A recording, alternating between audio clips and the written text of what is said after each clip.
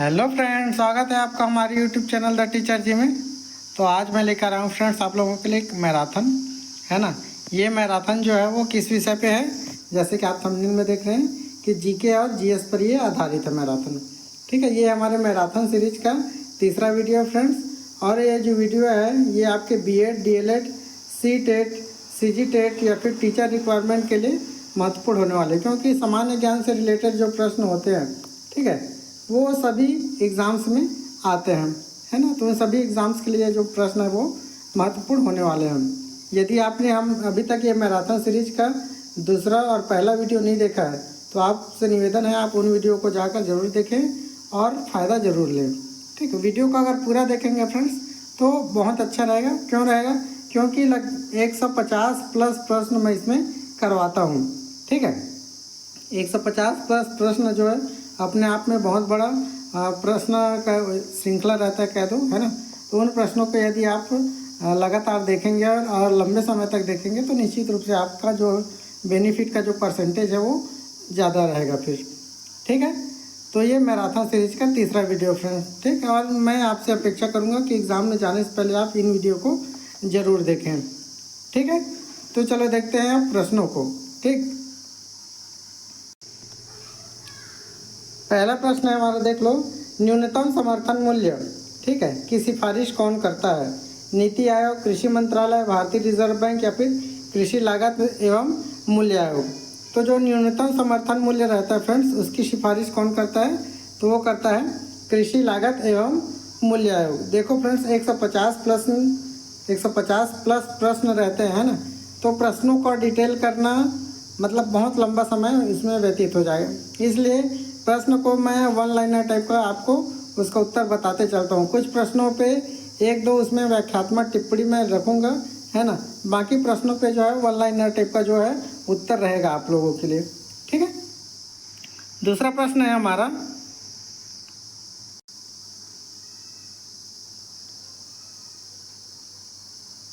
भारत में गरीबी रेखा की अवधारणा किसने दी थी? डी.टी. लक्ष्मण ने, रंगराजन समिति ने, टी.एन. श्रीनिवासन ने या फिर यूएनडीपी ने। तो फ्रेंड्स भारत में जो गरीबी रेखा की अवधारणा दी गई थी वो किसके द्वारा दी गई थी? रंगराजन समिति के द्वारा दी गई थी।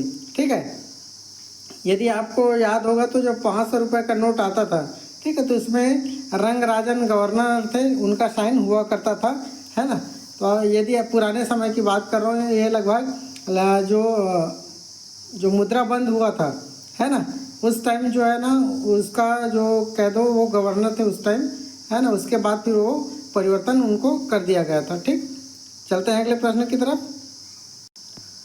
माफ़ करना फ्रेंड्स, वो गवर्नर नहीं थे, है ना, वो रघुराम राजन थे, है ना, रघुराम राजन थे।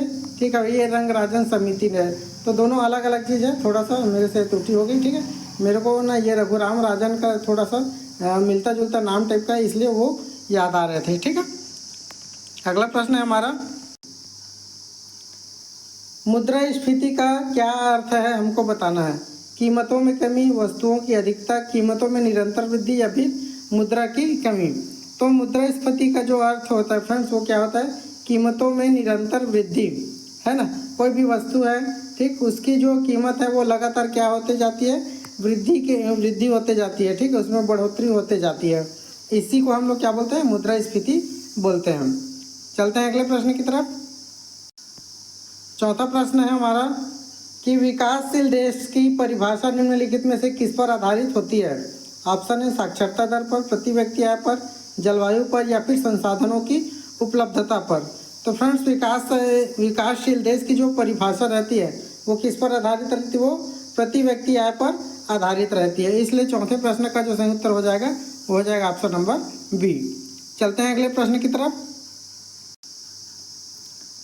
पांचवा प्रश्न है हमारा, भारत में प्रत्यक्ष कर किसके द्वारा एकत्र किया जाता है?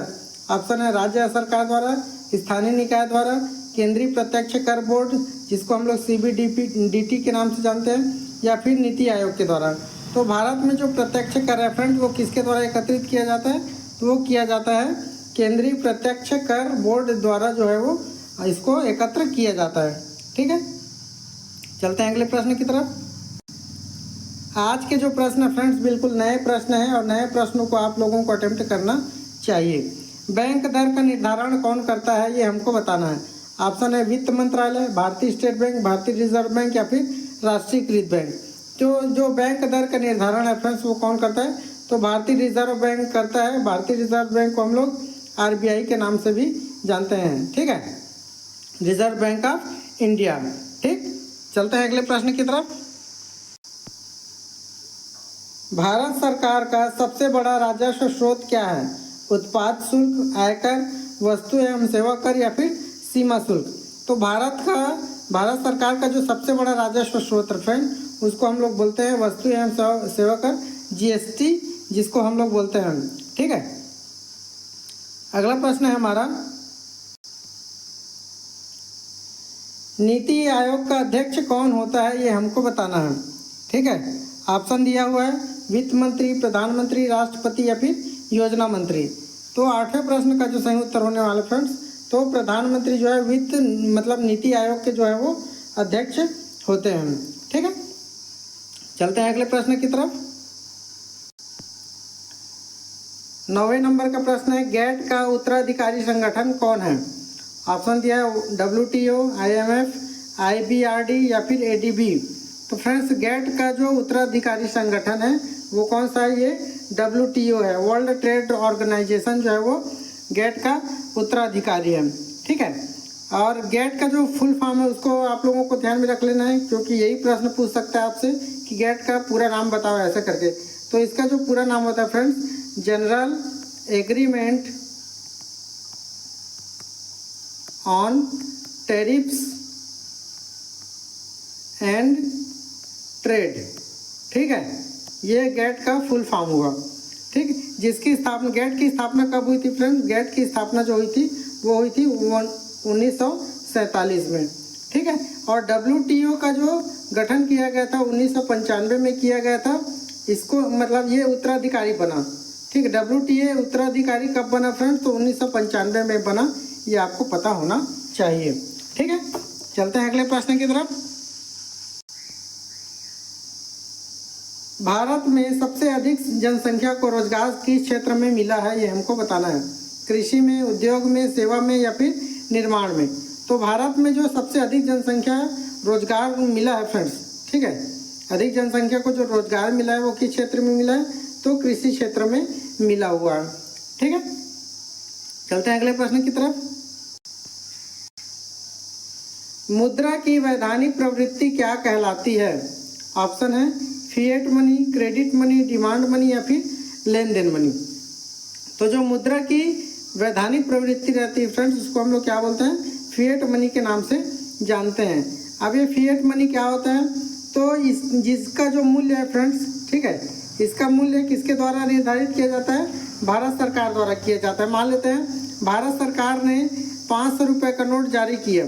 ठीक है, तो ये 500 रुपये का जो मूल्य रहेगा उसके हिसाब से क्या करेंगे, आदमी लोग उसमें खरीद फरोख्त करेंगे, है ना, मतलब अपना जो भी खरीदना रहेगा, बेचना रहेगा, उसको 500 रुपये में बेच सकते हैं। हालांकि ये 500 रुपये का नोट है, उस कागज़ का लेकिन मूल्य जो है वो कम हो सकता है। ठीक, लेकिन 500 रुपये का जो कीमत रहेगा वो वैध रूप से भारत सरकार के नियम के अनुसार ही रहने वाला है। ठीक है, और जो नियम जो है फ्रेंड्स, ये जो फिएट मनी होती है इसके लिए नियम कौन बनाता है, तो भारत सरकार बनाती है। ठीक है, कौन बनाती है, भारत सरकार बनाती है। वैसे अलग अलग देशों के लिए जो फिएट मनी होंगी तो उनके देश की सरकार बनाएगी, है ना। तो भारत के लिए जो फिएट मनी है उसकी जो कह दो जिसका मूल्य निर्धारण कौन करता है, तो भारत सरकार करेगा। ठीक है, चलते हैं अगले प्रश्न की तरफ। 12वां प्रश्न है, बजट घाटा किसका अंतर होता है, कुल आय में से कुल व्यय, कुल व्यय में से कुल आय, पूंजी आय में से पूंजी व्यय या फिर निवेश में से बचत।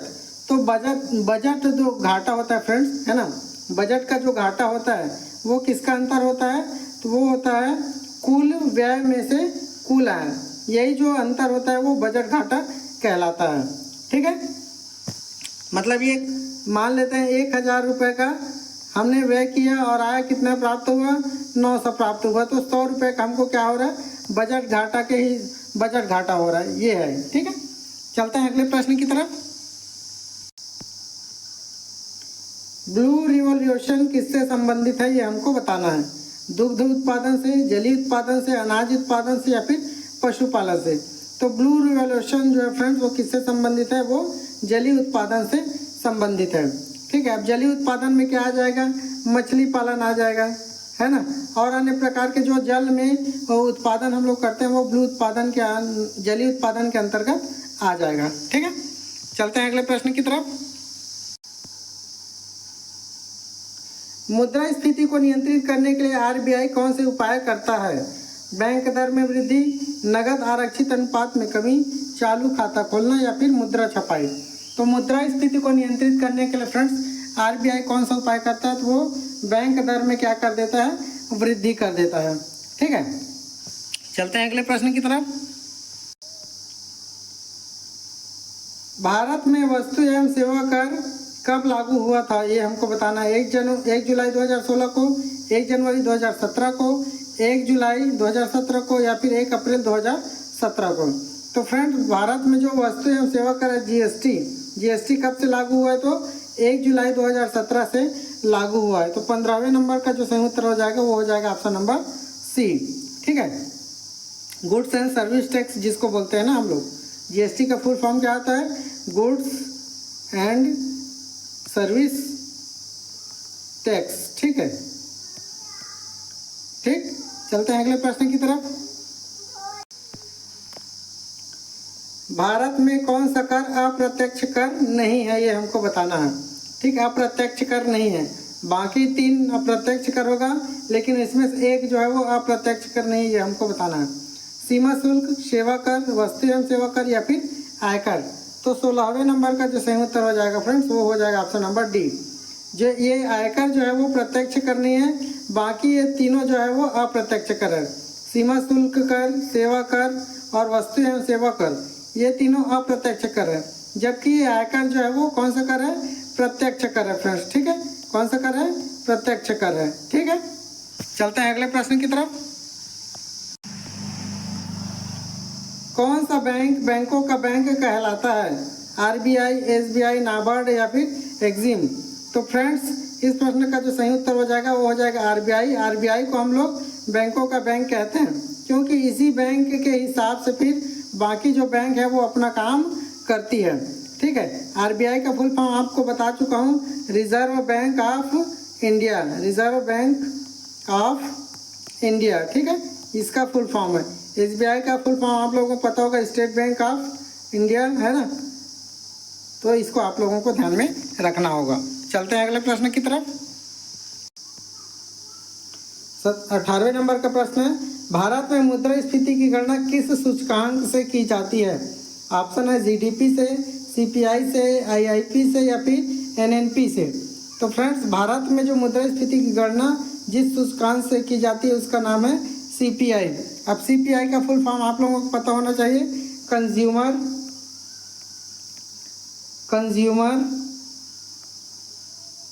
Price index. ठीक है, कंज्यूमर प्राइस इंडेक्स जो है वह सीपीआई का फुल फॉर्म है। ठीक है, बाकी जीडीपी का फुल फॉर्म आप सभी को पता होना चाहिए, ग्रॉस डोमेस्टिक प्रोडक्ट। ठीक है, ये इसका फुल फॉर्म हुआ। यही प्रश्न पूछ देगा ना, जीडीपी का फुल फॉर्म बताओ ऐसे करके, तो आप लोगों को ध्यान में रखना है, या फिर सीपीआई का फुल फॉर्म बताओ ऐसे करके पूछ देगा प्रश्न, तो भी आप लोगों को ध्यान में रखना है। आईआईपी का जो फुल फॉर्म है उसको देख लेते हैं, तो इंडेक्स ऑफ इंडस्ट्रियल प्रोडक्शन। ठीक है, एनएनपी का फुल फॉर्म हो जाएगा फ्रेंड्स नेट नेशनल प्रोडक्ट। ठीक है, नेट नेशनल प्रोडक्ट हो जाएगा एनएनपी का फुल फॉर्म। चलते हैं अगले प्रश्न की तरफ। डीएनए की खोज किसने की थी, ये हमको बताना है। डीएनए की खोज किसने की थी, तो वाटसन और क्रिक ने, मेंडल ने, न्यूटन ने या फिर डार्विन ने। तो फ्रेंड्स डीएनए की जो खोज की गई थी वो किसके द्वारा की गई थी, तो वाटसन और क्रिक के द्वारा की गई थी। कब की गई थी फ्रेंड्स, ये की गई थी 1953 में की गई थी। ठीक है, जबकि मेंडल को आप सभी जानते हैं ये आनुवांशिकी के जनक कह जाते हैं, और इन्होंने मटर के ऊपर क्या किया था, प्रयोग किया हुआ था। न्यूटन को आप सभी जानते हैं गुरुत्वाकर्षण नियम के चलते जानते इनको, है ना। और डार्विन जो है वो विकासवाद से संबंधित है फ्रेंड। ठीक है, चलते हैं अगले प्रश्न की तरफ। परमाणु में न्यूट्रॉन की खोज किसने की थी? थॉमसन ने, बोहर ने, चार्विक ने या फिर रदरफोर्ड ने? तो फ्रेंड परमाणु में जो न्यूट्रॉन की खोज की गई थी वो किसके द्वारा की गई थी? वो की गई थी रदरफोर्ड के द्वारा। ठीक है, अगला प्रश्न है हमारा,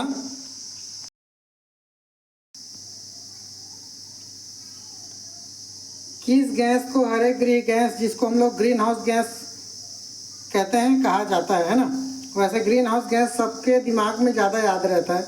हरे गृह गैस, अरे यही ऑप्शन देख के ना आदमी लोग परेशान हो जाएंगे फिर, है ना। तो हम लोगों को ये ग्रीन हाउस गैस को भी ध्यान में रखना होगा। ऑक्सीजन को, कार्बन डाइऑक्साइड को, हाइड्रोजन को या फिर हीलियम को। तो किस गैस को हम लोग ग्रीन हाउस गैस बोलते हैं फ्रेंड्स? तो कार्बन डाइऑक्साइड को हम लोग ग्रीन हाउस गैस कहते हैं। अगला प्रश्न है हमारा, कौन सी धातु तरल अवस्था में पाई जाती है? सीसा, जस्ता, मरकरी या फिर लोहा? तो तरल अवस्था में कौन सी धातु पाई जाती है फ्रेंड्स? तो मरकरी जो है वो तरल अवस्था में पाई जाती है। अगला प्रश्न है हमारा, प्रकाश का वेग सबसे अधिक किस माध्यम में होता है? जल में, वायु में, कांच में या फिर निर्वात में, जिसको हम लोग वैक्यूम भी बोलते हैं। तो फ्रेंड्स प्रकाश का जो सबसे अधिक वेग होगा वो कहाँ पे होगा? वो निर्वात में होगा। मतलब खुले जगह में प्रकाश जो है वो सबसे तेजी से पहुंचेगा। वहीं यहाँ पे यदि हम लोग कठोर वस्तु रख देंगे तो प्रकाश जो है वो इधर नहीं पहुंच पाएगी, है ना। तो खाली जगह रहेगी तो वहाँ पे प्रकाश जो है वो तेजी से पहुंच पाती है। अगला प्रश्न है हमारा, सूर्य में किस गैस का संलयन होता है? हीलियम का, हाइड्रोजन का, ऑक्सीजन का या फिर नाइट्रोजन का? तो सूर्य में जो किस गैस का संलयन होता है? तो हाइड्रोजन गैस का होता है। सूर्य एकदम हाई पावर का रहता है ना। तो हाई से आपको हाइड्रोजन को भी ध्यान में रखना होगा। ठीक है, चलते हैं अगले प्रश्न की तरफ। रेडियोधर्मी विकिरण की खोज किसने की थी? ये हमको बताना है। मैरी क्यूरी ने, हेनरी बेकरल ने, रदरफोर्ड ने या फिर बोहर ने? तो फ्रेंड्स 25 का जो सही उत्तर हो जाएगा वो हो जाएगा option number B, Henry Becquerel ने जो है वो रेडियोधर्मी विकिरण की खोज की थी। ठीक है, चलते हैं अगले प्रश्न की तरफ। चुंबकीय क्षेत्र का मात्रक क्या है? ऑप्शन है न्यूटन, ओम, टेस्ला या फिर जूल। तो चुंबकीय क्षेत्र का जो मात्रक होगा फ्रेंड्स वो क्या कहलाएगा? टेस्ला कहलाएगा। ठीक है, टेस्ला नाम से भी एक आई थिंक कार भी लॉन्च की गई है ना, टेस्ला। तो आप लोगों को ध्यान में रखना है। प्रकाश संश्लेषण में उपयोग होने वाली मुख्य गैस कौन सी है? ऑक्सीजन, नाइट्रोजन, कार्बन डाइऑक्साइड या फिर हीलियम? तो प्रकाश संश्लेषण में उपयोग होने वाली जो मुख्य गैस है फ्रेंड्स वो कौन सी है? कार्बन डाइऑक्साइड है। ठीक है, अगला प्रश्न है हमारा, मस्तिष्क का नियंत्रक केंद्र कौन सा भाग है? ऑप्शन है सेरिबेलम, सेरिब्रम, मेडुला या फिर थैलेमस। तो मस्तिष्क का नियंत्रक जो है केंद्र है, नियंत्रक केंद्र कौन सा है? सेरिब्रम है। ठीक है, अगला प्रश्न है हमारा, शरीर में लाल रक्त कणिकाओं का निर्माण कहाँ होता है? यकृत में, हृदय में, अस्थि मज्जा में या फिर फेफड़े में?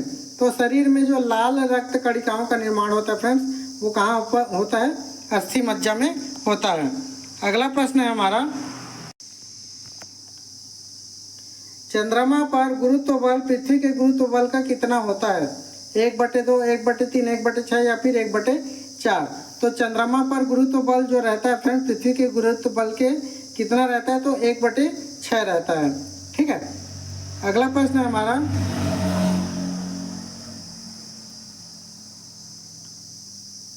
मानव शरीर में सामान्य तापमान कितना होता है? 96 फ़ारेनहाइट, 98.6 फ़ारेनहाइट, 100 फ़ारेनहाइट या फिर 104 फ़ारेनहाइट?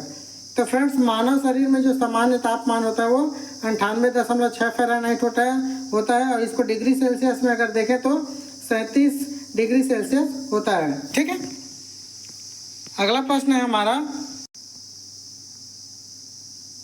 किस तत्व की अधिकता से दांत पीले हो जाते हैं? कैल्शियम, लोहा, फ्लोरीन या फिर क्लोरीन? तो फ्रेंड्स किस तत्व की अधिकता से दांत पीले होते हैं? तो आपको बताना होगा तो फ्लोरीन। और जबकि कैल्शियम की कमी से फ्रेंड्स दांत जो है वो टूटने लगता है हड्डी जो है कमज़ोर होने लगती है। दांत एक प्रकार से हड्डी है ना, तो कैल्शियम की कमी रहेगी तो हड्डी जो है वो क्या होती जाएगी, टूटते जाएगी। फिर अगला प्रश्न है हमारा, सबसे कठोर पदार्थ कौन सा है, हीरा, स्टील, लोहा या फिर प्लेटिनम। तो सबसे कठोर पदार्थ कौन सा फ्रेंड, तो हीरा सबसे कठोर पदार्थ है। अगला प्रश्न है हमारा, परमाणु बम किस सिद्धांत पर कार्य करता है, नाभिकीय संलयन पर, रासायनिक अभिक्रिया पर, नाभिकीय विखंडन पर या फिर गुरुत्व बल पर।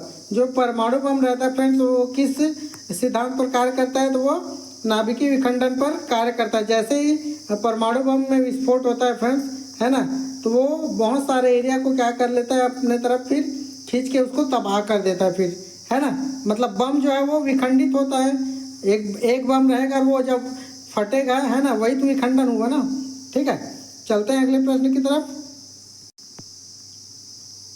रक्त समूह की खोज किसने की थी, चार्ल्स डार्विन ने, कार्ल लैंडस्टीनर ने, अलेक्जेंडर फ्लेमिंग ने या फिर ग्रेगर मेंडल ने।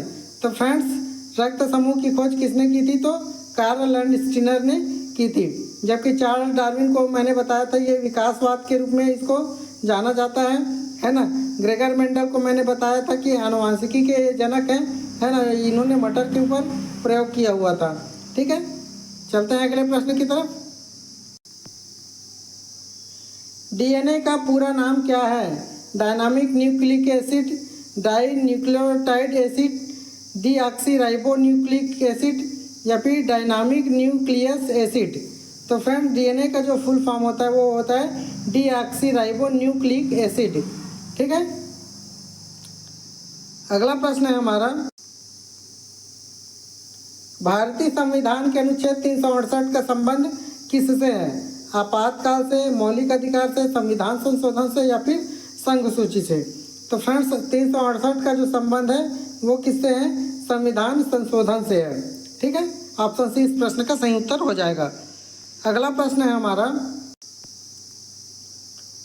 लोकसभा को भंग करने की शक्ति किसके पास है, प्रधानमंत्री के पास, लोकसभा अध्यक्ष के पास, राष्ट्रपति के पास या फिर सर्वोच्च न्यायालय के पास। तो लोकसभा को भंग करने की शक्ति जो है वो किसके पास है फ्रेंड्स, राष्ट्रपति के पास है। ठीक है, चलते हैं अगले प्रश्न की तरफ। भारत में राष्ट्रपति के निर्वाचन हेतु निर्वाचक मंडल में कौन शामिल होते हैं, केवल संसद सदस्य, केवल राज्य विधानसभा सदस्य, संसद व राज्य विधानसभाओं के निर्वाचित सदस्य या फिर राज्यसभा सदस्य। तो राष्ट्रपति के निर्वाचन हेतु निर्वाचक मंडल में कौन कौन शामिल होते हैं, तो 39 का जो सही उत्तर हो जाएगा फ्रेंड्स वो हो जाएगा ऑप्शन नंबर सी, संसद व राज्य विधानसभाओं के निर्वाचित सदस्य जो है वो राष्ट्रपति के निर्वाचन में भाग लेते हैं। ठीक है, चलते हैं अगले प्रश्न की तरफ।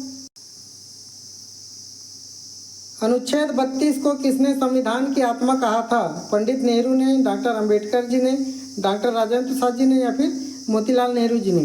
तो संविधान की आत्मा किसने कहा था अनुच्छेद 32 को, तो डॉक्टर BR अम्बेडकर जी ने कहा था। ठीक है, इस प्रश्न के बिना संविधान का जो प्रश्न है फ्रेंड्स वो अधूरा ही है, ये मान के चलिए आप। अगला प्रश्न है हमारा,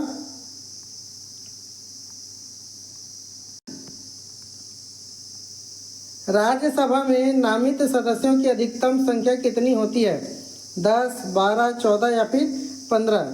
तो फ्रेंड्स राज्यसभा में जो नामित सदस्य होते हैं, राष्ट्रपति द्वारा जो नामित होते हैं वो कितने सदस्य होते हैं फ्रेंड्स, वो 12 सदस्य होते हैं। इसलिए ऑप्शन बी इस प्रश्न का सही उत्तर हो जाएगा। अगला प्रश्न है हमारा, भारत में कितने प्रकार के आपातकाल की व्यवस्था की गई है, 2 प्रकार की, 3 प्रकार की, 4 प्रकार की या फिर 5 प्रकार की। तो फ्रेंड्स भारत में जो आपातकाल की व्यवस्था की गई है कितने प्रकार की गई है, 3 प्रकार की गई है। कितने प्रकार की, 3 प्रकार की गई है फ्रेंड्स। ठीक है, चलते हैं अगले प्रश्न की तरफ। 43 नंबर का देख लो कि स्पीकर की अनुपस्थिति में लोकसभा की कार्यवाही कौन संचालित करता है, उपाध्यक्ष, उप सभापति, उप स्पीकर या फिर अस्थायी अध्यक्ष। तो स्पीकर की अनुपस्थिति में लोकसभा की कार्यवाही कौन संचालित करता है फ्रेंड, तो उप स्पीकर जो है वो संचालित करते हैं। ऑप्शन सी इस प्रश्न का सही उत्तर हो जाएगा। अगला प्रश्न है, संविधान का कौन सा भाग निर्देशक तत्व सिद्धांतों से संबंधित है, भाग 2, भाग 3, भाग 4 या फिर भाग 5। तो भाग 4 जो है फ्रेंड्स वो किससे संबंधित है, नीति निर्देशक सिद्धांतों से संबंधित है, जबकि भाग 3 जो है वो किससे संबंधित है फ्रेंड्स? सबसे मोस्ट चीज़ ये मौलिक अधिकार से संबंधित है। किससे संबंधित है? मौलिक अधिकार से संबंधित है भाग 3 जो है। अगला प्रश्न है हमारा, संसद का संयुक्त अधिवेशन कब बुलाया जाता है? जब राष्ट्रपति निर्देश दें, जब कोई बिल लोकसभा द्वारा अस्वीकृत हो, जब लोकसभा और राज्यसभा में असहमति हो, या फिर जब उपराष्ट्रपति आग्रह करें। तो संसद का जो संयुक्त अधिवेशन फ्रेंड्स वो कब बुलाया जाता है? जब लोकसभा और राज्यसभा में असहमति होती है तो जो है वो संयुक्त अधिवेशन बुलाया जाता है संसद का। ठीक है। अगला प्रश्न है हमारा 46 नंबर का, भारतीय संविधान में किस अनुच्छेद में धर्म की स्वतंत्रता दी गई है? अनुच्छेद 14 में, अनुच्छेद 19 में, या फिर अनुच्छेद 25 में, या फिर अनुच्छेद 32 में। तो भारतीय संविधान में धर्म की जो स्वतंत्रता दी गई है वो कौन से अनुच्छेद में दी गई है? तो अनुच्छेद 25 में दी गई है फ्रेंड्स। ठीक है। अगला प्रश्न है हमारा, भारतीय संविधान की प्रस्तावना में धर्मनिरपेक्ष शब्द कब जोड़ा गया? ऑप्शन है 1949 में, 1951 में, 1976 में, या फिर 1992 में। तो धर्मनिरपेक्ष शब्द जो है फ्रेंड्स वो कब जोड़ा गया था ये हमको बताना है। तो 47 का जो सही उत्तर हो जाएगा वो हो जाएगा ऑप्शन नंबर सी, 1976 में जो है भारतीय संविधान की प्रस्तावना में धर्मनिरपेक्ष शब्द जोड़ा गया था। ठीक है। अगला प्रश्न है कि किस संविधान संशोधन से पंचायती राज को संवैधानिक दर्जा मिला? ऑप्शन दिया हुआ है 42वां संविधान संशोधन, 44वां संविधान संशोधन, 73वां संविधान संशोधन, या फिर 86वां संविधान संशोधन। तो फ्रेंड्स जो जिस संविधान संशोधन से पंचायती राज को संवैधानिक दर्जा मिला वो है 73वां संविधान संशोधन। ठीक है। चलते हैं अगले प्रश्न की तरफ।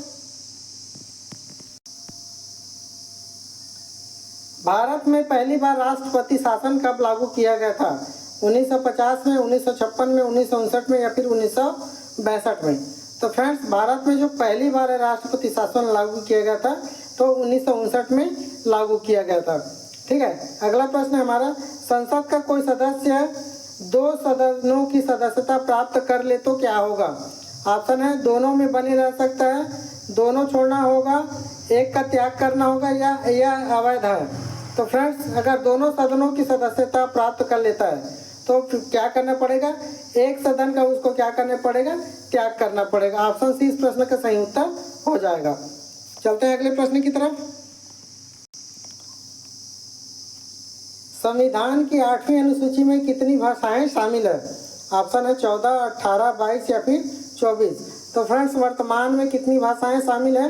तो 22 भाषाएं शामिल है। जब शुरुआत में संविधान का गठन किया गया तो कितनी भाषाएं थी?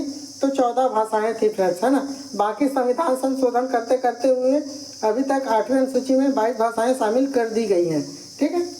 अगला प्रश्न है, भारत में संविधान निर्माण के समय कितनी समितियां कार्यरत थी? बहुत अच्छा प्रश्न है। 8, 13, 16 या फिर 22। तो फ्रेंड्स कितनी समितियां कार्यरत थी? तो 22 समितियां कार्यरत थी। ऑप्शन डी इस प्रश्न का सही उत्तर हो जाएगा। चलते हैं अगले प्रश्न की तरफ। भारत में उपराष्ट्रपति का चुनाव किसके द्वारा किया जाता है? लोकसभा द्वारा, राज्यसभा द्वारा, केवल सांसद, या फिर संसद और विधानसभा दोनों के द्वारा किया जाता है? तो भारत में जो उपराष्ट्रपति का चुनाव होता है फ्रेंड्स वो किसके द्वारा होता है? तो केवल संसद द्वारा होता है। केवल जो सांसद रहते हैं उनके द्वारा ही उपराष्ट्रपति का चुनाव होता है। ठीक है। अगला प्रश्न है, मौलिक अधिकारों को निलंबित कब किया जा सकता है? ऑप्शन है संसद के आदेश से, राष्ट्रपति द्वारा, आपातकाल में, या फिर सुप्रीम कोर्ट के आदेश से। तो फ्रेंड्स मौलिक अधिकारों को कब निलंबित किया जा सकता है? तो आपातकाल के दौरान निलंबित किया जा सकता है। अगला प्रश्न है, किस अनुच्छेद में न्यायपालिका की स्वतंत्रता सुनिश्चित की गई है? ऑप्शन है अनुच्छेद 50, अनुच्छेद 124, अनुच्छेद 76, या फिर अनुच्छेद 12। तो किस अनुच्छेद में न्यायपालिका की स्वतंत्रता सुनिश्चित की गई है फ्रेंड्स? तो 55वें नंबर का जो सही उत्तर हो जाएगा वो हो जाएगा ऑप्शन नंबर ए। 50वें अनुच्छेद के द्वारा जो है न्यायपालिका की स्वतंत्रता को क्या की गई है? सुनिश्चित की गई है। अगला प्रश्न है, राष्ट्रपति को क्षमा अधिकार किस अनुच्छेद में दिया गया है? ऑप्शन है अनुच्छेद 71, 72, 73 या फिर 75। तो राष्ट्रपति को क्षमा अधिकार किस अनुच्छेद में दिया गया फ्रेंड? तो 56 का जो सही उत्तर हुआ वो हुआ ऑप्शन नंबर बी, अनुच्छेद 72 के अंतर्गत उसको यह अधिकार प्राप्त है। अगला प्रश्न है, संविधान की प्रस्तावना में भारत को क्या घोषित किया गया है? गणराज्य, धर्मनिरपेक्ष, समाजवादी या फिर उपरोक्त सभी? तो संविधान की प्रस्तावना में भारत को क्या घोषित किया गया? तो उपरोक्त सभी घोषित किया गया फ्रेंड्स, है ना। हम भारत के लोग गणराज्य, धर्मनिरपेक्ष और समाजवादी ऐसे करके उसमें जो है प्रस्तावना में सब कुछ उल्लेखित है। अगला प्रश्न है, 1905 में बंगाल विभाजन का मुख्य उद्देश्य क्या था? प्रशासनिक सुविधा, धार्मिक भावनाएं, राजनीतिक उद्देश्य या फिर कर सुधार? तो फ्रेंड्स 1905 में जो बंगाल विभाजन का मुख्य उद्देश्य था वो क्या था? प्रशासनिक सुविधा प्रदान करना। ठीक है, ये केवल एक नाम था, ठीक है, लेकिन इसकी आड़ में अलग अलग प्रकार की जो बातें हुई हैं वो सब आपको पता होनी चाहिए। ठीक है, चलते हैं अगले प्रश्न की तरफ। महाजनपद काल में अवंतिका किस जनपद की राजधानी थी? मगध की, वत्स की, अवंती की या फिर कौशल की? तो अवंतिका जो है किस जनपद की राजधानी थी फ्रेंड्स? तो अवंती जो जनपद थी उसकी राजधानी थी अवंतिका। अगला प्रश्न है हमारा, किस गुप्त सम्राट को भारतीय नेपोलियन कहा गया है? समुद्रगुप्त को, चंद्रगुप्त प्रथम को, कुमारगुप्त को या फिर स्कंदगुप्त को? तो भारतीय नेपोलियन किसको बोला गया? तो समुद्रगुप्त को बोला गया फ्रेंड्स। ऑप्शन ए इस प्रश्न का सही उत्तर हो जाएगा। अगला प्रश्न है, अकबर के दरबार का प्रसिद्ध संगीतज्ञ तानसेन किस राज्य से था? मालवा से, काशी से, ग्वालियर से या फिर जयपुर से? तो कहाँ से था फ्रेंड? तो वो ग्वालियर से था। ठीक है, अगला प्रश्न है, स्वराज पार्टी की स्थापना किसने की थी? बाल गंगाधर तिलक और गोपाल कृष्ण गोखले ने, चित्तरंजन दास और मोतीलाल नेहरू ने, गांधी जी और नेहरू जी ने, अंबेडकर जी और राजा जी ने? तो फ्रेंड्स स्वराज पार्टी की स्थापना किसके द्वारा की गई थी? तो चित्तरंजन दास और मोतीलाल नेहरू जी के द्वारा की गई थी। अगला प्रश्न है,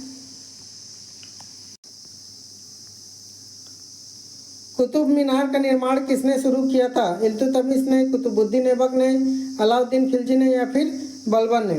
तो 63 का जो सही उत्तर हो जाएगा फ्रेंड्स वो हो जाएगा option number B, Qutubuddin Aibak ने जो है वो कुतुब मीनार का निर्माण शुरू किया था। ठीक है, मुस्लिम लीग की स्थापना कब और कहाँ हुई थी? ऑप्शन दिया हुआ है 1906 ढाका में, 1905 लखनऊ में, 1907 कराची में, 1909 दिल्ली में। तो मुस्लिम लीग की स्थापना कहाँ हुई थी फ्रेंड्स? 1906 में ढाका में हुई थी। ठीक है, अगला प्रश्न है, दीन ए इलाही को किसने अस्वीकार किया था? राजा टोडरमल ने, बीरबल ने, अबुल फजल ने या फिर राजा मानसिंह ने? तो दीन ए इलाही को किसने अस्वीकार कर दिया था फ्रेंड्स? तो राजा मानसिंह ने जो है वो अस्वीकार कर दिया था। ठीक है, चलते हैं अगले प्रश्न की तरफ। भारत में प्रथम बार किसने सर्वेक्षण शुरू किया था? अकबर ने, अशोक ने, शेरशाह सूरी ने या फिर विलियम बेंटिक ने? तो फ्रेंड्स भारत में जो है सबसे प्रथम बार सर्वेक्षण कार्य जो शुरू किया गया था किसके द्वारा शुरू किया गया था? शेरशाह सूरी के द्वारा जो है वो शुरू किया गया था। चलते हैं अगले प्रश्न की तरफ। चंद्रगुप्त मौर्य दरबारी यूनानी राजदूत का नाम क्या था? ठीक है, चंद्रगुप्त मौर्य के जो दरबारी यूनानी थे उनके राजदूत का क्या नाम था? टालेमी, फायान, मेगास्थनीक या फिर हेनसांग? तो फ्रेंड्स चंद्रगुप्त मौर्य के जो दरबारी थे यूनानी राजदूत है ना उसका क्या नाम था? मेगास्थनीज था। क्या था? मेगास्थनीज। अगला प्रश्न है, स्वतंत्रता से पहले भारत का अंतिम वायसराय कौन था? ऑप्शन है Lord Mountbatten, Lord Wavell, Lord Linlithgow या फिर लॉर्ड इरविन? तो फ्रेंड्स स्वतंत्रता से पहले की बात है तो अंतिम गवर्नर वायसराय कौन था? तो लॉर्ड माउंटबेटन जो है वो अंतिम वायसराय थे भारत के। अगला प्रश्न है, द रिपब्लिक नामक पुस्तक किसने लिखी थी? अरस्तु ने, प्लेटो ने, सुकरात ने या फिर थुसिडिस ने? तो फ्रेंड्स द रिपब्लिक नामक पुस्तक किसने लिखी थी? तो प्लेटो ने लिखी थी। ठीक है, इसलिए ऑप्शन बी इस प्रश्न का सही उत्तर हो जाएगा। अमृतसर समझौता किसके बीच हुआ था? गांधी और जिन्ना, गांधी और नेहरू, नेहरू और जिन्ना, नेहरू और टैगोर? तो मतलब इंडियन के बीच तो नहीं हो सकती, तो नेहरू और टैगोर हट जाएंगे। ठीक है, गांधी नेहरू भी हट जाएंगे। ठीक है, बच गया नेहरू जिन्ना और गांधी और जिन्ना। तो फ्रेंड्स जो अमृतसर समझौता हुआ था वो किसके बीच हुआ था? गांधी और जिन्ना के बीच में हुआ था। ठीक है, चलते हैं अगले प्रश्न की तरफ। दोहा किस साहित्यिक युग की विशेषता है? वेद काल, भक्ति काल, रीति काल या फिर आधुनिक काल? तो दोहा जो है फ्रेंड्स वो किस युग की विशेषता है? तो ये भक्ति काल की विशेषता है। ठीक है, काकोरी कांड में किस क्रांतिकारी को फांसी दी गई थी? ऑप्शन है चंद्रशेखर आजाद को, राम प्रसाद बिस्मिल को, भगत सिंह को या फिर सूर्यसेन को। तो फ्रेंड्स काकोरी कांड में किस क्रांतिकारी को फांसी दी गई थी? तो राम प्रसाद बिस्मिल को दी गई थी। ठीक है, चलते हैं अगले प्रश्न की तरफ। अगला प्रश्न है हमारा, किस भारतीय महिला ने लंदन में होम रूल की बात की थी? ऑप्शन है एनी बेसेंट ने, सरोजनी नायडू ने, कस्तूरबा गांधी ने, विजय लक्ष्मी पंडित ने। तो फ्रेंड्स लंदन में जो है होम रूल की बात किसने की थी? तो एनी बेसेंट जी ने की थी। ठीक है, चलते हैं अगले प्रश्न की तरफ। निजाम शाही वंश की स्थापना कहाँ हुई थी? अहमदनगर में, बीजापुर में, गोलकुंडा में या फिर गुलबर्गा में? तो निजाम शाही वंश की स्थापना कहाँ हुई थी फ्रेंड्स? तो अहमदनगर में हुई थी। ठीक है, चलते हैं अगले प्रश्न की तरफ। लिंगायत पंथ के प्रवर्तक कौन थे? रामानुज, वल्लभाचार्य, बसवेश्वर या फिर चैतन्य महाप्रभु? तो लिंगायत पंथ के जो प्रवर्तक थे फ्रेंड्स वो कौन थे? तो बसवेश्वर जी थे। जबकि रामानुज को आप लोग जान रहे होंगे, ये विशिष्टावाद के प्रवर्तक हैं। ठीक है, शिष्टाद्वैतवाद के प्रवर्तक हैं। ठीक है, ध्यान में रखना है। अगला प्रश्न है हमारा 76 नंबर का है, किस इतिहासकार ने भारत को सोने की चिड़िया कहा था? जेम्स मिल ने, अल बरूनी ने, फैबियन ने या फिर मेगास्थनीज ने? तो फ्रेंड्स इस प्रश्न का जो सही उत्तर हो जाएगा वो हो जाएगा ऑप्शन नंबर बी, अल बरूनी ने कहा था भारत को सोने की चिड़िया। अगला प्रश्न है, जलालुद्दीन अकबर का जन्म कहाँ हुआ था? ऑप्शन है फतेहपुर सिकरी, आगरा, अमरकोट या फिर कंधार? तो फ्रेंड्स जलालुद्दीन अकबर का जो जन्म हुआ था वो कहाँ हुआ था? अमरकोट में हुआ था। अगला प्रश्न है, किस वायसराय के काल में जलियांवाला बाग हत्याकांड हुआ था? Lord Curzon, Lord Minto, Lord Chelmsford या फिर लॉर्ड डलहौजी? तो फ्रेंड्स प्रश्न को ध्यान से देखना है आपको। तो किस वायसराय के कार्यकाल में हुआ था? तो लॉर्ड चेम्सफोर्ड के कार्यकाल में जलियांवाला बाग हत्याकांड हुआ था। ठीक है, और किसके कहने पे? तो जनरल डायर जो थे ना, जनरल डायर, उनके ही कहने पे जो है जलियांवाला बाग हत्याकांड हुआ था। अगला प्रश्न है, किसने दूसरी बौद्ध परिषद का आयोजन किया था? ऑप्शन दिया हुआ है अशोक ने, बिंबिसार ने, कालाशोक ने या फिर कनिष्क ने? तो 79 का जो सही उत्तर हो जाएगा फ्रेंड्स वो हो जाएगा ऑप्शन नंबर सी, कालाशोक ने जो है वो द्वितीय बौद्ध परिषद का जो है वो आयोजन करवाया था। अगला प्रश्न है, किस शासक ने सर्वप्रथम दिल्ली को अपनी राजधानी बनाया? पृथ्वीराज चौहान ने, कुतुबुद्दीन ऐबक ने, इल्तुतमिश ने या फिर अलाउद्दीन खिलजी ने? तो फ्रेंड्स दिल्ली को सबसे पहली राजधानी किसने बनाया था? तो 80 नंबर का जो सही उत्तर हो जाएगा वो हो जाएगा ऑप्शन नंबर सी, इल्तुतमिश ने दिल्ली को सर्वप्रथम अपनी राजधानी बनाया था। ठीक है, चलते हैं अगले प्रश्न की तरफ। किस मुगल शासक ने दीन इलाही धर्म की स्थापना की थी? बाबर ने, अकबर ने, जहांगीर ने या फिर शाहजहां ने? तो दीन इलाही धर्म की स्थापना किसने की थी? तो अकबर ने की थी फ्रेंड। ठीक है, अगला प्रश्न है, किस भारतीय शासक को दक्षिण का नेपोलियन कहा जाता है? बहुत ही शानदार प्रश्न है। कृष्णदेवराय, राजा चोल, मार्तंड वर्मा या फिर शेरशाह सूरी? तो दक्षिण का नेपोलियन किसको बोला जाता है? तो कृष्णदेवराय को बोला जाता है। ठीक है, अगला प्रश्न है, प्रसिद्ध किताब गुलामगिरी किसने लिखी? Doctor B R. अम्बेडकर ने, महात्मा ज्योतिराव फुले ने, राम मोहन राय ने या फिर ईश्वर चंद्र विद्यासागर ने? तो गुलामगिरी बहुत प्रसिद्ध रचना फ्रेंड्स किसके द्वारा लिखी गई? तो महात्मा ज्योतिबा फुले द्वारा इसको लिखी गई है। अगला प्रश्न है, भारतीय राष्ट्रीय ध्वज का डिजाइन किसने तैयार किया था? बाल गंगाधर तिलक ने, पिंगली वेंकैया ने, महात्मा गांधी ने या फिर जवाहरलाल नेहरू ने? तो तो भारतीय जो राष्ट्रीय ध्वज है उसका डिज़ाइन किसने तैयार किया था फ्रेंड? तो पिंगली वेंकैया ने तैयार किया हुआ था। अगला प्रश्न है हमारा, 1857 के विद्रोह के दौरान झांसी की रानी लक्ष्मीबाई के साथ किसने लड़ाई लड़ी? ऑप्शन है तात्या टोपे ने, कुंवर सिंह ने, नाना साहेब ने या फिर मंगल पांडे ने। तो फ्रेंड्स कौन लड़े थे उनके साथ में? तो तात्या टोपे जी लड़े थे उनके साथ में, ठीक है। उनके साथ बोले तो उनके वर्सेस नहीं लड़े थे, उनके साथ में रह के लड़ाई किए थे, ठीक है। अगला प्रश्न है, स्मृति किससे संबंधित है? वेद से, महाकाव्य से, धर्मशास्त्र से या फिर पुराण से? तो 86 का जो सही उत्तर हो जाएगा वो हो जाएगा ऑप्शन नंबर सी, धर्मशास्त्र से रिलेटेड है स्मृति जो है। अगला प्रश्न है, मोहम्मद बिन तुगलक का सबसे विवादास्पद कदम कौन सा था? राजधानी स्थानांतरण, कृषि सुधार, मुद्रा का पुनर्निर्माण या फिर कर प्रणाली में बदलाव? तो विवादास्पद जो कदम था फ्रेंड्स किसका? मोहम्मद बिन तुगलक का। वो क्या था? राजधानी स्थानांतरण जो था वो उनका विवादास्पद जो है कदम था, ठीक है। इलाहाबाद स्तंभ लेख किससे संबंधित है? सम्राट अशोक से, समुद्रगुप्त से, चंद्रगुप्त मौर्य से या फिर हर्षवर्धन से? तो इलाहाबाद जो स्तंभ लेख है फ्रेंड्स वो किससे संबंधित है?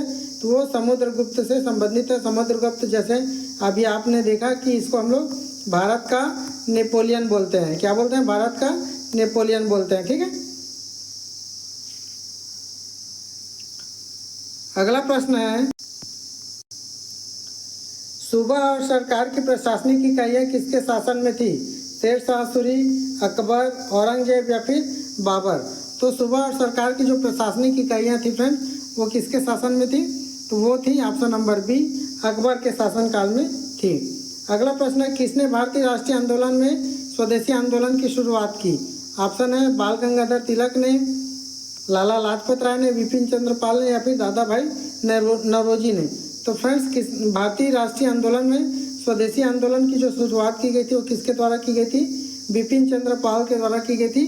तो 90 नंबर का जो सही उत्तर हो जाएगा ऑप्शन नंबर सी हो जाएगा। अगला प्रश्न है हमारा, गदर पार्टी की स्थापना कहाँ हुई थी? लंदन में, भारत में, अमेरिका में या फिर कनाडा में? तो गदर पार्टी की स्थापना कहाँ हुई थी फ्रेंड्स? अमेरिका में हुई थी, ठीक है। अगला प्रश्न है हमारा,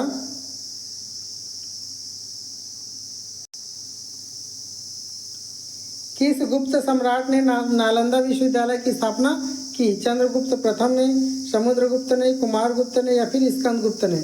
तो नालंदा विश्वविद्यालय की स्थापना की गई थी किसके द्वारा की गई थी फ्रेंड? कुमारगुप्त के द्वारा की गई थी। ऑप्शन सी इस प्रश्न का सही उत्तर हो जाएगा। अगला प्रश्न है, किस सुल्तान ने भारत में सिक्कों पर उर्दू भाषा का उपयोग शुरू किया?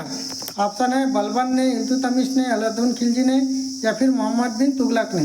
तो फ्रेंड्स मोहम्मद बिन तुगलक के द्वारा जो है वो ये काम करवाया गया है कि सिक्कों पर उर्दू भाषा का उपयोग करना है, ठीक है। अगला प्रश्न है हमारा, खालसा पंथ की स्थापना किसने की? गुरु अर्जुन देव ने, गुरु गोविंद सिंह ने, गुरु नानक देव ने या फिर गुरु तेग बहादुर ने? तो खालसा पंथ की स्थापना की गई थी किसके द्वारा? गुरु गोविंद सिंह के द्वारा की गई थी, ठीक है।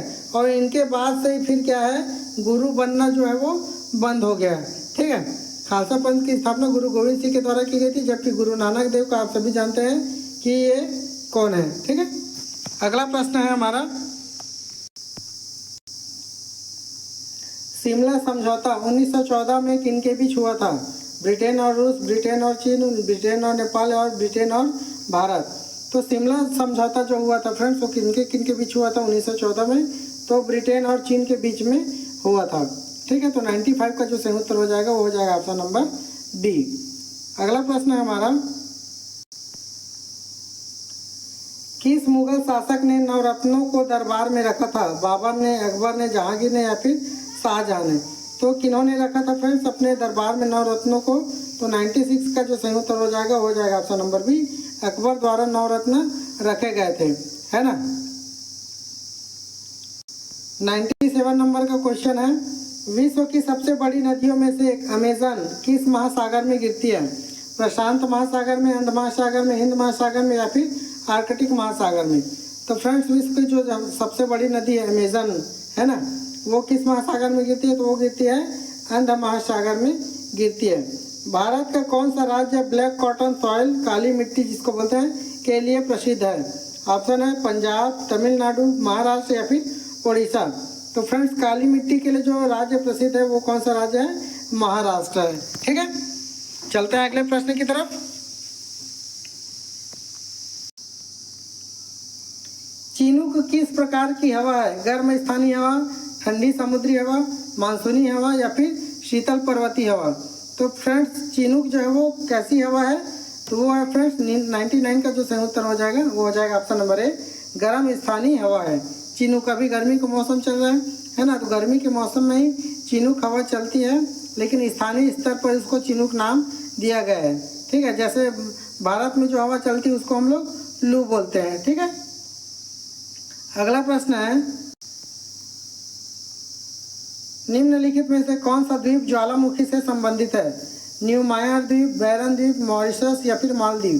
तो फ्रेंड्स जो ज्वालामुखी से संबंधित है वो कौन सा द्वीप है? वो है बैरन द्वीप है। ठीक है, और बैरन द्वीप कहाँ है? आप सभी को पता होना चाहिए कहाँ है, इंडिया में है। ठीक है, अगला प्रश्न, ग्लोबल वार्मिंग से समुद्र का स्तर क्यों बढ़ रहा है? ओजोन परत क्षरण के कारण, बादलों का अभाव है, ग्लेशियरों का पिघलना या फिर सूर्य ताप वृद्धि के कारण?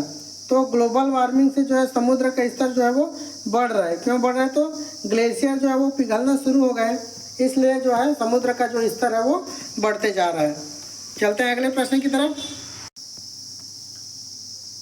भारत का कौन सा राज्य सर्वाधिक खनिज संसाधनों से समृद्ध है? झारखंड, उत्तर प्रदेश, गुजरात या फिर हरियाणा? तो फ्रेंड्स भारत का जो राज्य है जिसमें सर्वाधिक खनिज संसाधन मिलते हैं वो कौन सा राज्य है? वो है झारखंड। ठीक है, अगला प्रश्न है हमारा कि निम्नलिखित में से कौन सा पर्वतीय दर्रा भारत तिब्बत सीमा पर स्थित है? ऑप्शन दिया है शिवकिला, बोमडीला, जोजिला या फिर नाथुला? तो फ्रेंड्स भारत और तिब्बत सीमा पर जो स्थित है वो कौन सा पर्वतीय दर्रा है? तो वो है friends option number D, Nathula.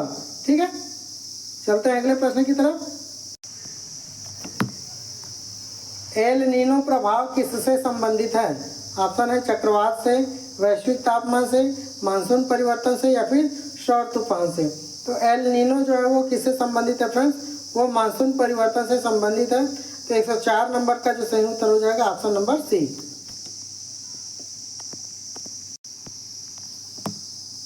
Bharat में सबसे कम जनसंख्या घनत्व किस राज्य का है? नागालैंड का, मिजोरम का, अरुणाचल प्रदेश का या फिर सिक्किम का?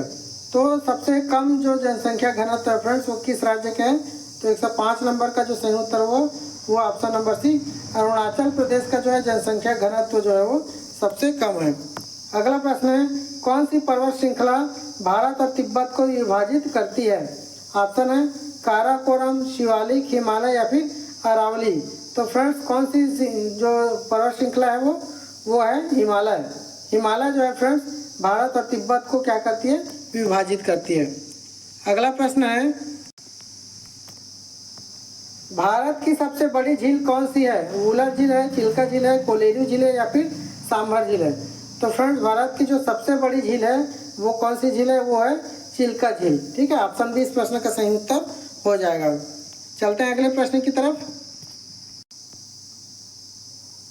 दक्कन पठार किन पर्वतों से घिरा है? हिमालय और काराकोरम से, सतपुड़ा और विंध्याचल से, अरावली और सह्याद्री से या फिर शिवालिक और सतपुड़ा से? तो दक्कन का जो पठार है फ्रेंड्स वो किससे घिरा हुआ है? तो 108 का जो सही उत्तर हो जाएगा वो हो जाएगा सतपुड़ा और विंध्याचल से जो है वो घिरा हुआ है। ठीक है, अगला प्रश्न है हमारा, कौन सी भूमि जलोढ़ मिट्टी के लिए प्रसिद्ध है? उत्तर भारत का मैदान, दक्कन पठार, पश्चिमी घाट या फिर मध्य भारत? तो जलोढ़ मिट्टी के लिए कौन सा जो है प्रसिद्ध है फ्रेंड्स? तो कौन सी भूमि प्रसिद्ध है? तो उत्तर भारत का जो मैदान है वो जलोढ़ मिट्टी के लिए प्रसिद्ध है। अगला प्रश्न है हमारा, 110 नंबर का, निम्नलिखित में से कौन सी नदी ब्रह्मपुत्र की सहायक नहीं है? तीस्ता, सुबनसिरी, मानस या फिर सोन? तो ब्रह्मपुत्र की जो सहायक नहीं है फ्रेंड्स वो कौन सी नदी है? वो सोन नदी है। ठीक है, बाकी तीनों नदी जो है वो ब्रह्मपुत्र की सहायक नदी है, सोन नदी को छोड़कर। अगला प्रश्न है, साइबेरियन ट्रैप्स किससे संबंधित है? पारिस्थितिकी से, जैव विविधता से, ज्वालामुखी क्षेत्र से या फिर हिमाच्छादन क्षेत्र से। तो फ्रेंड्स साइबेरियन ट्रैप्स जो है वो ज्वालामुखी क्षेत्र से संबंधित है। ठीक है, तो 111 का जो सही उत्तर हुआ ऑप्शन नंबर सी हुआ। ठीक है, चलते हैं अगले प्रश्न की तरफ। कौन सी नदी पामर अभियान से संबंधित है? सिंधु, ब्रह्मपुत्र, सतलज या फिर गंगा? तो पामर अभियान से जो संबंधित नदी है फ्रेंड्स, वो कौन सी नदी है? तो ऑप्शन ए सिंधु नदी जो है वो पामर अभियान से संबंधित है। अगला प्रश्न है हमारा, खारी बावली किसके लिए प्रसिद्ध है? चाय के लिए, मसाले के लिए, तंबाकू के लिए या फिर तेल के लिए? तो 113 का जो सही उत्तर है फ्रेंड्स वो है ऑप्शन नंबर बी, मसाले के लिए जो है खारी बावली जो है वो प्रसिद्ध है। अगला प्रश्न है हमारा, ये बहुत शानदार प्रश्न है। कौन सी नदी दक्षिण गंगा के नाम से जानी जाती है? गोदावरी, कृष्णा, कावेरी या फिर नर्मदा? तो फ्रेंड्स दक्षिण गंगा के नाम से हम किसको जानते हैं? तो गोदावरी नदी को जानते हैं। अगला प्रश्न है हमारा, हिमालय पर्वत किस प्रकार का पर्वत है? ज्वालामुखी, अवशिष्ट, तहदार या फिर ब्लॉक? तो फ्रेंड्स हिमालय पर्वत किस प्रकार की पर्वत है? तो वो तहदार पर्वत है। ठीक है, अगला प्रश्न है हमारा, भारत का शीत मरुस्थल किस राज्य में है? राजस्थान में, कश्मीर में, हिमाचल प्रदेश में या फिर लद्दाख में? तो फ्रेंड्स जो शीत मरुस्थल स्थित है वो कहाँ पे? लद्दाख में। आप सभी को पता होगा वहाँ बहुत ठंडी भी पड़ती है और वो एक मरुस्थलीय एरिया भी है लद्दाख जो है। ठीक है, तो ध्यान में रखना इस चीज़ को। अगला प्रश्न है, कौन सी झील ज्वालामुखी उत्पत्ति की है? वुलर झील है, चिल्का झील है, लोनार झील है या फिर सांभल झील है?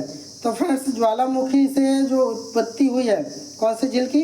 तो लोनार झील की जो है उत्पत्ति हुई है, जबकि ये चिल्का झील है जो है सबसे बड़ी झील है फ्रेंड्स, है ना। भारत की जो सबसे बड़ी झील है वो कौन सी है?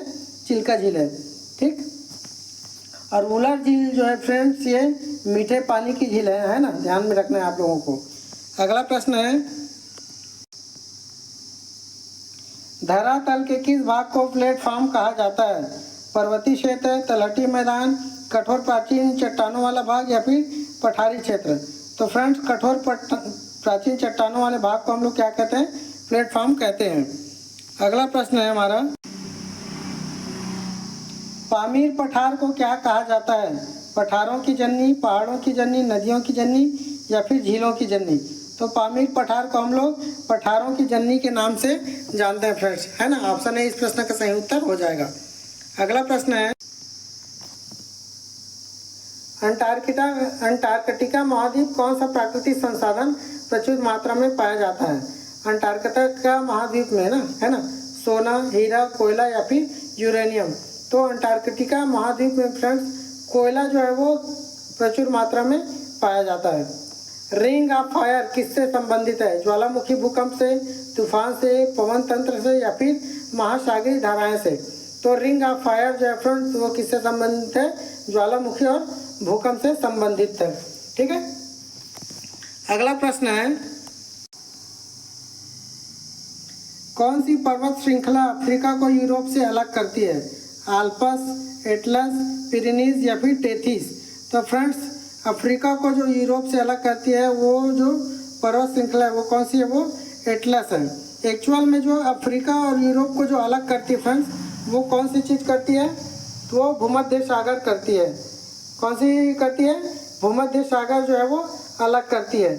लेकिन यदि हम लोग पर्वत श्रृंखला के हिसाब से देखेंगे तो जो है एटलस जो पर्वत श्रृंखला है वो अलग करती है। ठीक है, चलते हैं अगले प्रश्न की तरफ। भारत का सबसे बड़ा जीवमंडल आरक्षित क्षेत्र कौन सा है? नंदा देवी, सुंदरबन, निकोबार द्वीप या फिर पचमढ़ी? तो फ्रेंड्स भारत का जो सबसे बड़ा जीवमंडल आरक्षित क्षेत्र है वो कौन सा है? वो निकोबार द्वीप है। ठीक है, अंडमान निकोबार मतलब भारत में ही है। ठीक, भारत का ही पूछा गया इसलिए वो भारत में ही रहेगा। ठीक, चलते हैं अगले प्रश्न की तरफ। किस ग्रह को शाम का तारा कहा जाता है? बुध को, शुक्र को, मंगल को या फिर शनि को? तो किस ग्रह को बोलते हैं फ्रेंड्स? तो शुक्र ग्रह को हम लोग शाम का तारा बोलते हैं। ठीक है, अगला प्रश्न है एल नीनो का प्रभाव किस पर पड़ता है, वर्षा पर, पवनों पर, ज्वार पर या फिर चक्रवात पर। तो एल नीनो का जो प्रभाव पड़ता है फ्रेंड्स वो किसके ऊपर पड़ता है, तो वो पड़ता है वर्षा पर पड़ता है। क्यों, ये तो मानसून से संबंधित है ना। तो मानसूनी हवाएं जब चलती हैं तो वर्षा जो है वो तेज गति से अपने जो है अलग अलग राज्यों में फिर प्रवेश करती है। ठीक है, अगला प्रश्न है, ये बहुत अच्छा प्रश्न है, कौन सी नदी छोटा ब्रह्मपुत्र कहलाती है, तीस्ता, घाघरा, कोसी या फिर दामोदर। तो फ्रेंड्स तीस्ता नदी जो है वो छोटा ब्रह्मपुत्र के नाम से हम लोग इसको जानते हैं। ठीक, चलते हैं अगले प्रश्न की तरफ। भारत की सबसे लंबी पर्वत श्रृंखला कौन सी है, पूर्वी घाट, पश्चिमी घाट, अरावली या फिर सतपुड़ा।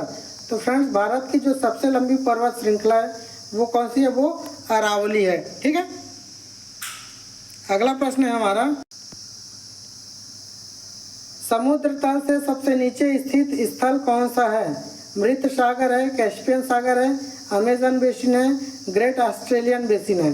तो फ्रेंड्स समुद्र तल से जो सबसे नीचे में स्थल है उसको हम लोग क्या नाम से जानते हैं, मृत सागर के नाम से जानते हैं।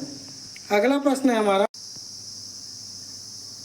पहला मानव यात्रा चंद्रमा पर कब हुई थी, 1965 में, 1969 में, 1972 में या फिर 1980 में। तो पहला मानव यात्रा जो चंद्रमा के लिए हुई थी फ्रेंड्स वो कब हुई थी, 1972 में हुई थी। कौन कौन गए थे, नील आर्मस्ट्रॉन्ग, है ना, नील आर्मस्ट्रॉन्ग गए थे, आप सभी को पता होना चाहिए। और इसके साथ में एक और पर्सन थे, कौन थे, बज एल्ड्रिन। कौन थे, बज एल्ड्रिन। ठीक है, ये दोनों गए थे, जबकि नील आर्मस्ट्रॉन्ग ने सबसे पहले चंद्रमा की जो सतह थी उस पर कदम रखा था। ठीक है, कब गए थे ये लोग, तो ये लोग गए थे फ्रेंड्स 20 जुलाई 1969 को। माफ़ करना, मैंने क्या बोला, 1972 मैंने बोला था, ये गलत है फ्रेंड, ये 1969 रहेगा। ठीक है, 20 जुलाई 1969 को ये लोग गए थे अपोलो। ठीक है, किसके, कौन सा इनके साथ गया था, तो अपोलो के जो एक कह दिया जाए अपोलो मिशन था उसके तहत ये लोग गए थे। ठीक है, अगला प्रश्न है हमारा, दुनिया का सबसे बड़ा द्वीप कौन सा है, ग्रीनलैंड है, न्यूजीलैंड है, ऑस्ट्रेलिया या फिर आइसलैंड है। तो दुनिया का जो सबसे बड़ा द्वीप है फ्रेंड्स वो कौन सा है, ग्रीनलैंड है। ठीक है, वही महाद्वीप की अगर बात की जाए तो दुनिया का जो सबसे बड़ा महाद्वीप है कौन सा है, एशिया महाद्वीप है। ठीक है, चलते हैं अगले प्रश्न की तरफ। कौन सा तत्व जल में घुलकर अम्लीय समाधान बनाता है, ऑप्शन है सोडियम, क्लोरीन, हाइड्रोजन या फिर कार्बन। तो 131 का जो सही उत्तर हो जाएगा फ्रेंड्स वो हो जाएगा ऑप्शन नंबर सी, हाइड्रोजन जो है वो जल में घुलकर अम्लीय समाधान बनाता है। अगला प्रश्न है, एसी और डीसी विद्युत धारा का आविष्कार किसने किया था, थॉमस एल्वा एडिसन ने, निकोला टेस्ला ने, अलेक्जेंडर ग्राहम बेल ने या फिर माइकल फैराडे ने। तो फ्रेंड्स एसी का जो है आविष्कार किया गया था वो किसके द्वारा किया गया था, निकोला टेस्ला के द्वारा किया गया था।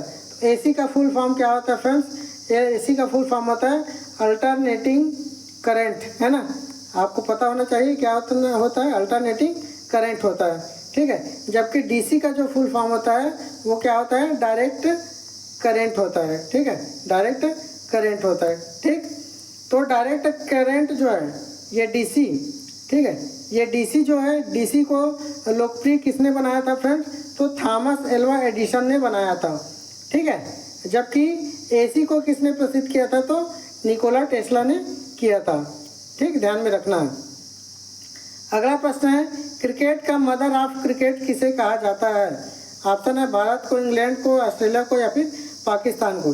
तो मदर ऑफ क्रिकेट किसको बोला जाता है, कौन से देश को, तो इंग्लैंड को बोला जाता है, क्योंकि क्रिकेट की जो जन्म हुई थी वो इंग्लैंड में ही हुई थी फ्रेंड्स।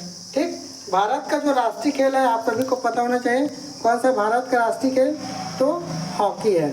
कौन सा है फ्रेंड्स, हॉकी। चलते हैं अगले प्रश्न की तरफ।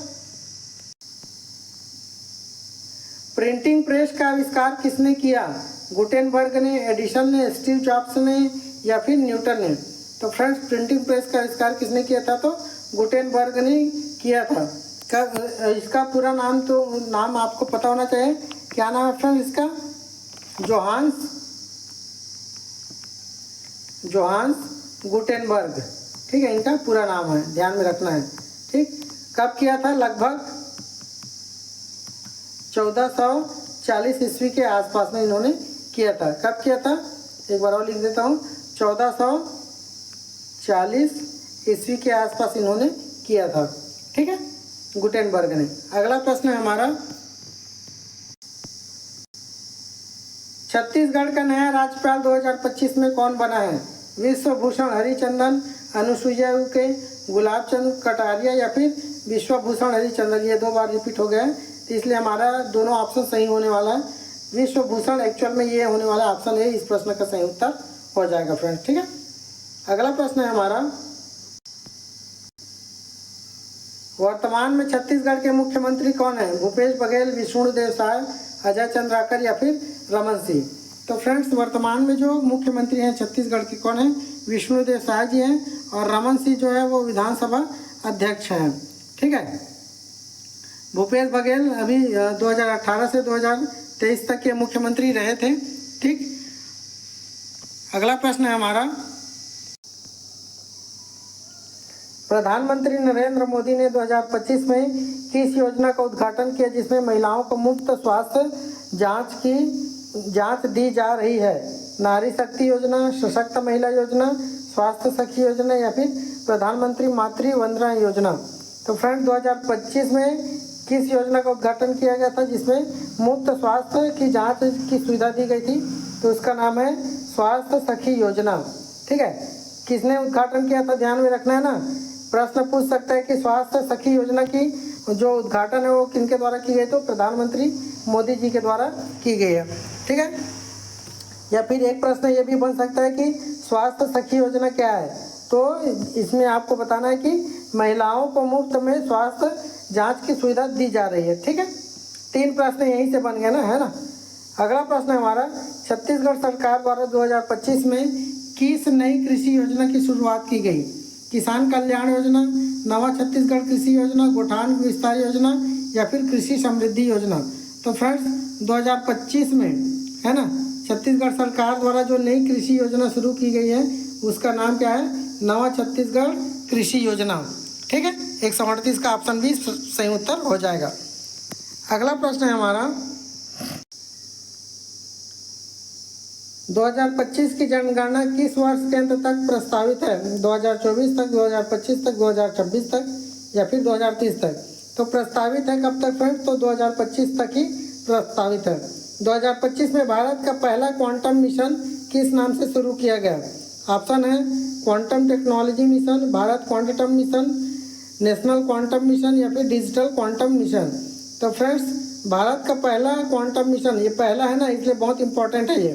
भारत को जो पहला क्वांटम मिशन है वो किस नाम से शुरू किया गया है? तो 140 का जो सही उत्तर हो जाएगा वो हो जाएगा option number C, National Quantum Mission के नाम से शुरू किया गया है।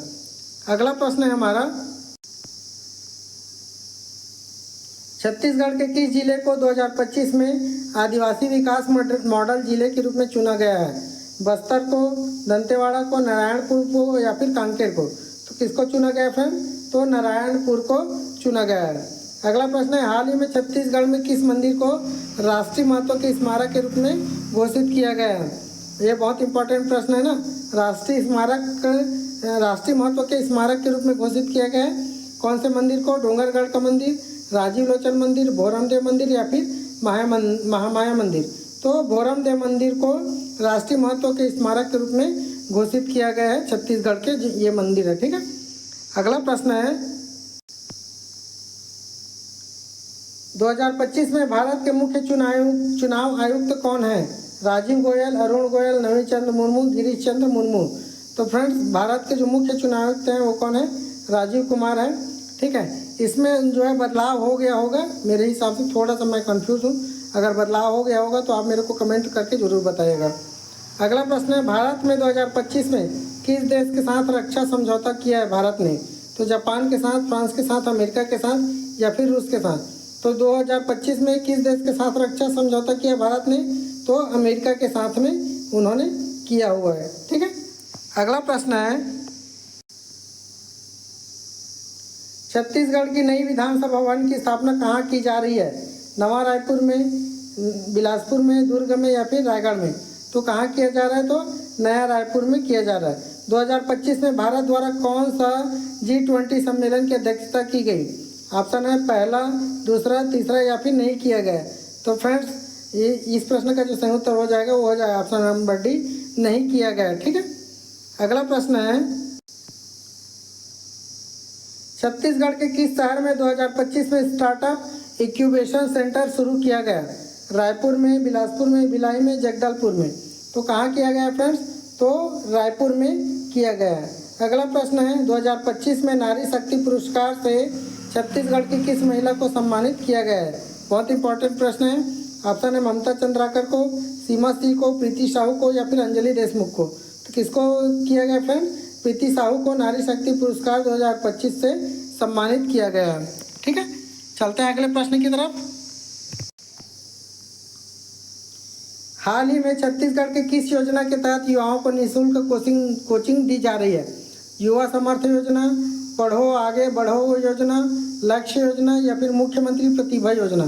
तो फ्रेंड्स हाल ही में छत्तीसगढ़ के किस योजना के तहत युवाओं को निःशुल्क कोचिंग दी जा रही है? तो उस योजना का नाम है युवा समर्थ योजना। ठीक है, ऑप्शन ए इस प्रश्न का सही उत्तर हो जाएगा। 50वें नंबर 150वें नंबर का प्रश्न है, 2025 में छत्तीसगढ़ में सबसे ज़्यादा धान उत्पादन किस जिले में हुआ? तो ऑप्शन दिया हुआ है रायगढ़ में, महासमुंद में, दुर्ग में या फिर बलौदाबाजार में? तो किस जिले में हुआ था? तो बलौदाबाजार जिले में हुआ था फ्रेंड्स। ठीक है। अगला प्रश्न है, छत्तीसगढ़ सरकार ने 2025 में किस दिवस को जनजाति गौरव दिवस के रूप में मनाया? 26 जनवरी को, 15 अगस्त को, 15 नवंबर को या फिर 1 नवंबर को? तो फ्रेंड्स 15 नवंबर को जो है वो जनजाति गौरव दिवस के रूप में मनाया गया इस वर्ष। ठीक है, तो ये थे आप लोगों के लिए महत्वपूर्ण 150 प्रश्न। देखो इतने क्यों रिकॉर्ड करने में लगभग 1 घंटा से ज़्यादा समय लग गया फ्रेंड्स, केवल वल नहीं रहा बोला उसमें। अगर इसको डिटेल करता है तो कम से कम 2 से 3 घंटा कमा लेते, है ना। और उतना का डाटा जो है मेरे पास नहीं रहता है, और उतना डाटा को अपलोड करने में भी काफ़ी समय लगता है, क्योंकि यहाँ 5G जो है वो अच्छे से वर्क नहीं करता। ठीक, और अपलोड करने में बहुत ज़्यादा दिक्कत होती, प्रोसेसिंग में, अपलोडिंग में, है ना। तो कुल मिला के ज़्यादा टाइम लगता है। तो वन लाइनर ही आप लोग पढ़िए, समझिए, और जैसे ही मेरे को लगता है कि इसमें और डिटेल करना चाहिए तो मैं करते जाऊंगा। फिर डिटेल करूंगा तो कम वीडियो बना के दूंगा, फिर ऐसा है, मतलब कम संख्या का रहेगा प्रश्न जो है वो, और वीडियो जो है वो लंबी रहेगी। ठीक है, मान लेते हैं 20-25 प्रश्न मैंने शामिल किया और 1.5 घंटा का समय लिया, उसमें डिटेल रहेगा। दोनों लगभग सिमिलर ही है ना, मान के चलो। अगर मैं प्रश्नों को डिटेल कर रहा हूँ तो उसमें समय ज़्यादा लगेगा, प्रश्न कम रहेंगे, और प्रश्नों को डिटेल नहीं कर रहा हूँ तो प्रश्न ज़्यादा रहेंगे और समय लगभग उतना ही लगने वाला है। ठीक है, तो ये आप लोगों के लिए 150 प्लस महत्वपूर्ण प्रश्न थे फ्रेंड, है ना। उम्मीद है ये प्रश्न आपको अच्छे लगेंगे। आप वीडियो को पूरा देखेंगे तो आपको ज़्यादा बेनिफिट होगा। मैं पुनः कह रहा हूँ, मेरे को इस वीडियो को बनाने में फिर से कह रहा हूँ कम से कम 3 घंटा लगता है। ठीक है, मटेरियल इकट्ठा करने में, उसको PDF बनाने में, ठीक है, उसके लिए फिर आंसर को अलग करने में, ठीक है, फिर वीडियो रिकॉर्ड करने में, अपलोड करने में काफ़ी टाइम, थंबनेल बनाने में काफ़ी टाइम लगता है फ्रेंड्स, है ना। और यदि आप वीडियो देखना शुरू करते हैं तो आपसे निवेदन है आप वीडियो को पूरा देखा कीजिए। ठीक है, हमारे पुराने वीडियो को नहीं देखे होंगे तो प्लेलिस्ट में जाके उन सभी वीडियो को देखें, निश्चित रूप से आपको बहुत ज़्यादा बेनिफिट होगा। ठीक है, मिलते हैं फिर नेक्स्ट वीडियो में, तब तक के लिए बने रहिए आप हमारे चैनल द टीचर जी के साथ। धन्यवाद।